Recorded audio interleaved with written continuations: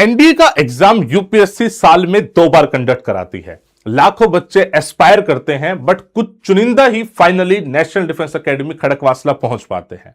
ऐसा नहीं है कि पेपर का पैटर्न या फिर लेवल इतना मुश्किल है कि भैया बच्चे क्लियर नहीं कर पा रहे, नहीं। एक नॉर्मल बच्चा, एवरेज बच्चा भी इस एग्जाम को क्लियर कर सकता है, प्रोवाइडेड उसने एग्जाम के पेपर पैटर्न को ढंग से समझा हो और अपनी स्ट्रेटेजी उसी हिसाब से लगाई हो।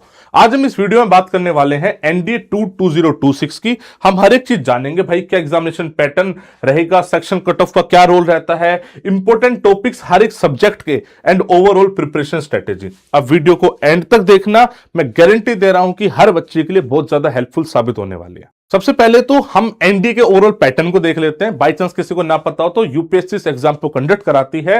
सबसे पहले रिटन एग्जाम होगा, उसके बाद एसएसबी होगा, उसके बाद मेडिकल, उसके बाद final merit list. Objective type question होता है, नेगेटिव मार्किंग इसमें आती है, 1/3 की नेगेटिव मार्किंग ओवरऑल इस एग्जाम में होती है। हम सबसे पहले रिटन एग्जाम स्पेसिफिक बात कर लेते हैं। रिटन एग्जाम आप ये मान के चलिए बच्चे, हर साल 4 से 5 लाख बच्चा देता है और जो क्रैक करता है ना वो अप्रोक्सीमेटली 8,000 होता है। सिर्फ 8,000 बच्चे से क्रैक करता है। और अगर आप लेवल देख लोगे तो लेवल उतना मुश्किल है नहीं। एनडीए एग्जाम एक्चुअली में वो बच्चा क्वालिफाई कर पाता है जिसने पूरे सिलेबस को ठीक से पढ़ा हो और उसको यह पता हो कि एग्जैक्टली उसको किस पोर्शन में कितना पढ़ना है। आप समझ रहे हो? इसमें एग्जाम की खास बात पता है क्या है? इसका भाई साहब विड्थ इतनी ज्यादा है ना, क्योंकि सिलेबस अगर हम बात करेंगे, जैसे मैं यहां पे दिखाता हूं, पेपर 1 होता है मैथमेटिक्स का, जिसमें 11th और 12th की मैथमेटिक्स आती है। पेपर 2 होता है जीएटी, जिसमें इंग्लिश, साइंस और जीके आती है। साइंस का मतलब है फिजिक्स, केमिस्ट्री, बायोलॉजी। जीके का मतलब है history, geography, polity, economics, current affairs. English का मतलब है ग्रामर, वोकैब, रीडिंग कॉम्प्रिहेंशन, सब। और इतना सब मिला के एक पेपर होता है। तो बच्चों को लगता है इतने सारे सिलेबस को किस तरीके से पढ़े भैया, ये तो बहुत ज्यादा हो गया है। तो वही जो ठीक से कर लेता है ना, वो इस एग्जाम को बहुत इजीली क्रैक कर देता है। कुछ लोगों के लिए एग्जाम बहुत इजी होता है, कुछ के लिए बहुत मुश्किल होता है। अगर आपको इस एग्जामिनेशन की तैयारी करनी है रिटन स्पेसिफिक, तो एलडब्ल्यूएस आज की डेट में इंडिया में बेस्ट कंटेंट प्रोवाइड करता है। इसकी वजह से हम इतने सिलेक्शंस भी क्लेम कर रहे होते हैं। We claim highest selection ratio in all over India. आप चाहो तो ऑनलाइन पढ़ सकते हो, चाहो तो ऑफलाइन पढ़ सकते हो। ऑफलाइन हमारे सेंटर दिल्ली, लखनऊ, पुणे, सीकर, हरियाणा हर जगह अवेलेबल है। और अगर हम ऑनलाइन की बात करें तो ऑनलाइन आप एलडब्ल्यूएस ऐप में जाना। इनफैक्ट हमने एनडीए 2 स्पेसिफिक आरएम बैच भी लॉन्च कर दिया है, वहां पे आप जाके देखोगे, इस कोर्स को परचेस कीजिएगा तो चाचा जी आप बहुत इजीली अपने एग्जाम की तैयारी कर सकते हो। आप करने वाले होंगे तो सारा कंटेंट वहां पे अवेलेबल करा दिया गया, ठीक है। तो वो तो एक अलग बात होगी। और समझते हैं कि पेपर एक्चुअली इस तरीके से आता है। पेपर 1 होता है बच्चे मैथमेटिक्स का, मतलब 2 पेपर होते हैं रिटर्न में। आपको पेपर 1 में पास होना है, पेपर 2 में भी पास होना है और ओवरऑल भी पास होना है। पेपर 1 जो कि मैथमेटिक्स का पेपर होता है, 300 मार्क्स का पेपर होगा, 120 क्वेश्चन आएंगे, 2.5 घंटे का टाइम मिलेगा।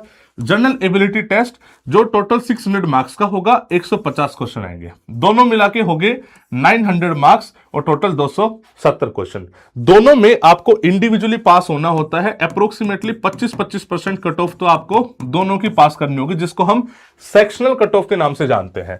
यानी 300 में से 75 नंबर आपको लाने पड़ेंगे और 600 में से 150 नंबर आपको मिनिमम इतने तो लाने ही पड़ेंगे। बट सिर्फ इतने से काम नहीं बनेगा, आपको ओवरऑल अप्रोक्सीमेटली, देखो हर साल की कट ऑफ अलग अलग जाती है, बट 350 से 400 नंबर आपको स्कोर करना पड़ेगा, तब जाके आप एक सेफ ब्रैकेट में होगे। अब इस 400 नंबर के लिए आप ये कर सकते हो भैया यहां पे 200 ले आओ, यहां भी 200 ले आओ, वो बात अलग है। लेकिन मिनिमम इतने इतने आपको सब में लाने पड़ेंगे। इसी का मतलब होता है सेक्शनल कट ऑफ। क्लियर होगी बात? अब इसमें बताता हूं, जो जीएटी होती है वो आती है टोटल 600 मार्क्स की, जिसमें 3 पार्ट है। इंग्लिश 200 नंबर और general studies 400 marks. General studies के 2 पार्ट, साइंस आती है और जीएस आती है। साइंस का मतलब है फिजिक्स, केमिस्ट्री, बायोलॉजी सब आएगा। जीएस का मतलब है जो आपकी history, geography, polity, economics, current affairs, ये सब आएगा।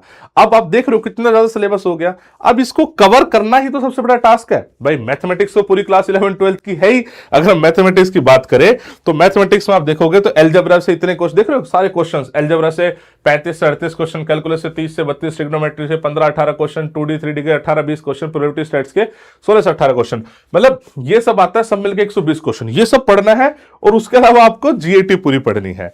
तो इसमें क्या समझदारी होती है कि मतलब इतने सारे सिलेबस को ना आपको बहुत कंसाइज तरीके से पढ़ना है, जिसमें हम अपने आप में महारत हासिल करे हुए हैं। हमें पता है कि बच्चे को एग्जैक्टली कितना पढ़ाना है।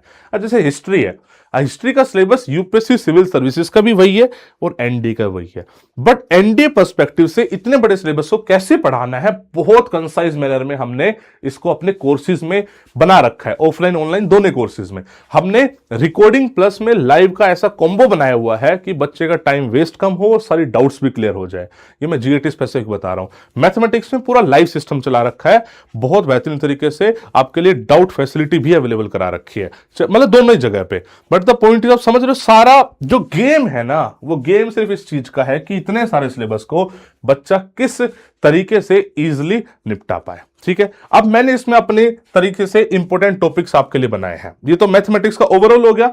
अब मैं मैथमेटिक्स के अगर इंपॉर्टेंट टॉपिक्स बात करूं तो भैया आपको at least quadratic equation, complex number, जहां से अप्रोक्सीमेटली भाई 7 से 8 क्वेश्चन आ जाएंगे मिला के, पीएनसी, प्रोबेबिलिटी, स्टैट्स, ये सब मिला के लगभग 20 क्वेश्चन आ जाते हैं। मैट्रिक्स डिटरमिनेंट मिला के 15 क्वेश्चन अप्रोक्सीमेटली आ जाएंगे। अब लोग बोलते हैं कैलकुलस नहीं हो रहा, कैलकुलस नहीं हो रहा। अरे मैं कह रहा हूं सिर्फ फंक्शन, लिमिट्स, एओडी कर लो, इतना तो कर सकते हो कैलकुलेशन। कैलकुलस बोलते हैं बच्चे ट्रिग्नोमेट्री नहीं हो रहे, भाई सिर्फ ट्रिग्नोमेट्री आइडेंटिटी कर लो। अगर आप इतना भी कर लोगे ना बच्चे, तब भी आपके आराम से 50 से 65 क्वेश्चन का सिलेबस पूरा हो जाता है। अब इसको बोलते हैं स्मार्ट स्टडी, कि भैया सिलेबस तो इतना सारा है, पूरी क्लास 11 12 है, और मैं कह रहा हूं कि उसमें से बस इतने चैप्टर कर ले, तब भी 50 से 60 क्वेश्चन, अप्रोक्सीमेटली 50% सिलेबस तेरा पूरा हो गया। अब इसी को स्मार्ट स्टडी बोलते हैं। मैथमेटिक्स में आपको ऐसे सेक्शनली जाना पड़ेगा। जीएटी में मेरा मानना होता है कि हो सके तो कंप्लीट सिलेबस करो, बिकॉज भाई जीएटी ना बहुत स्कोरिंग है, और ऐसी चीज है ना कि आप थोड़ा टाइम लगा के बहुत अच्छी रैंक ले आओगे। लेकिन फिर भी अगर आपको इंपॉर्टेंट टॉपिक चाहिए हो तो मैंने सेक्शन वाइज बना रखे हैं। साइंस जो है ना, साइंस तो आपके रग रग में होने चाहिए, बिकॉज साइंस सबसे ज्यादा स्कोरिंग है, ज्यादातर 9th और 10th बेस्ड है। मैं ये नहीं कर रहा 11 12 का आता नहीं है, बहुत कम आता है। 9 10 किसी ने अच्छे से पढ़ रखी है तो भी वो साइंस को बहुत इजीली क्रैक कर लेगा।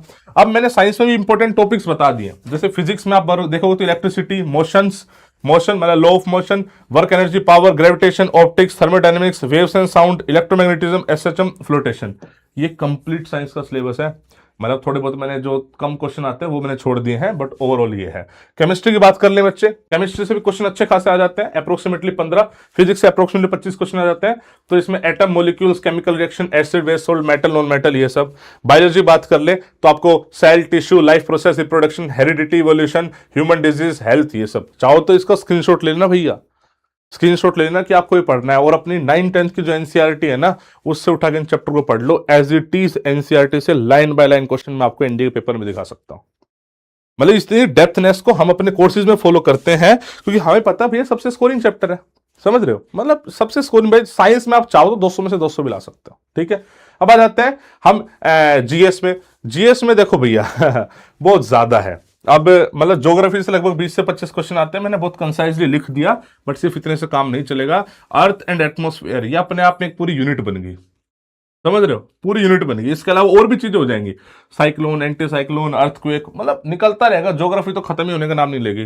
क्लाइमेट, इंडिया पे बात कर ले तो इंडिया में क्लाइमेट इंपॉर्टेंट है, sea ports, trade route, agriculture, industries, river, soil, मतलब ज्योग्राफी की तो कोई लिमिट ही नहीं है, बिकॉज मतलब भाई पढ़ते रहो, और क्वेश्चन भी अच्छे खासे आते हैं। ये हिस्ट्री की बात कर ले, मैंने इतने कम में लिख दिया है लेकिन बहुत लंबा चौड़ा सिलेबस हो गया हिस्ट्री का ही।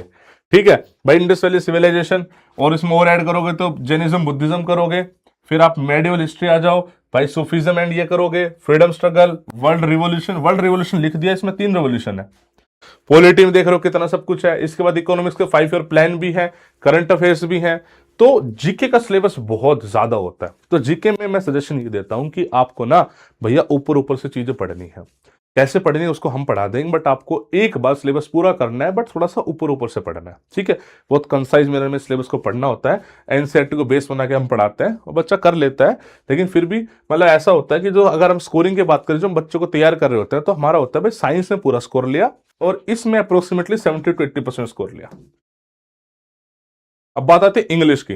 इंग्लिश को हमने 3 पोर्शन में डिवाइड करा हुआ बच्चे, ग्रामर, रीडिंग कॉम्प्रिहेंशन, वोकैब, और तीनों से ही क्वेश्चंस आते हैं। बच्चा गलती ये करता है कि वो सिर्फ ग्रामर पढ़ता रह जाता है, उसको भाई इंग्लिश के नाउन प्रोनाउन प्रीपोजिशन इसी से बाहर नहीं निकाल पाते मास्टर, और वो क्या है, वो रीडिंग कॉम्प्रिहेंशन छोड़ देते हैं। जबकि हमारा मानना ऐसा है कि तीनों को पढ़ोगे, ग्रामर थोड़ी बहुत वीक होगी ना तो भी काम हो जाएगा, तो भी काम हो जाएगा। तो हमने तो करी हुई चीज़ों को, बस मैं आपको समझाना चाह रहा हूँ कि आपको हर एक चीज़ पे काम करना चाहिए। मेरा पर्सनली मानना ऐसा है, और हो सके तो रोज का न्यूज़पेपर रीडिंग पे टाइम दो। अगर आप इंग्लिश मीडियम स्कूल से पढ़े हुए हो और न्यूज़पेपर रीडिंग आप रेगुलर कर रहे हो तो आप इजीली 70% मार्क्स इंग्लिश में भी स्कोर कर लोगे। मतलब ये मेरा पर्सनल एक्सपीरियंस है, बच्चों को मैंने करते हुए देखा है। बहुत सारे लोग ऐसे हैं जो इंग्लिश में टाइम ही नहीं स्पेंड करते और उसके बावजूद भी अच्छा स्कोर कर लेते हैं। उनका वही होता है कि बेस अच्छा होता है, इंग्लिश मीडियम स्कूल के बच्चे होते हैं, राइट। कोई हिंदी मीडियम वाला बच्चा हो तो उसके लिए हमने विक्रांत बैच बच्चे लॉन्च करा हुआ है, इंग्लिश मीडियम वालों के लिए हमने आरंभ बैच, अग्नि बैच, कमांडो ये सब लॉन्च करे हुए हैं, ठीक है। तो हमने क्या सीखा, सबसे पहले तो सेक्शन कट ऑफ मैटर करती है, तो आपको सारे सब्जेक्ट पढ़ने पड़ेंगे, ठीक है। एनसीईआरटी बेस है, उसको आप कभी छोड़ नहीं सकते। Daily practice is the key, मतलब आपको करनी ही पड़ेगी। ज्यादातर बच्चे मैथमेटिक्स में अटकते हैं, तो मैं सजेशन दूंगा वैसे कि मैथमेटिक्स की प्रैक्टिस रोज करनी है बच्चे, रोज डाउट्स निकालो, पूछो टीचर से, यही तरीका है, ठीक है। बस बाकी तो क्या बताऊँ, मेरे हिसाब से मैंने हर एक चीज़ को अच्छे से खोल के रखा है। फिर भी कोई दिक्कत, कोई परेशानी हो तो आप कमेंट सेक्शन में पूछ सकते हैं, दिए हुए नंबरों पे बातचीत कर सकते हैं। I wish you all the best बच्चे। जय हिंद, जय भारत।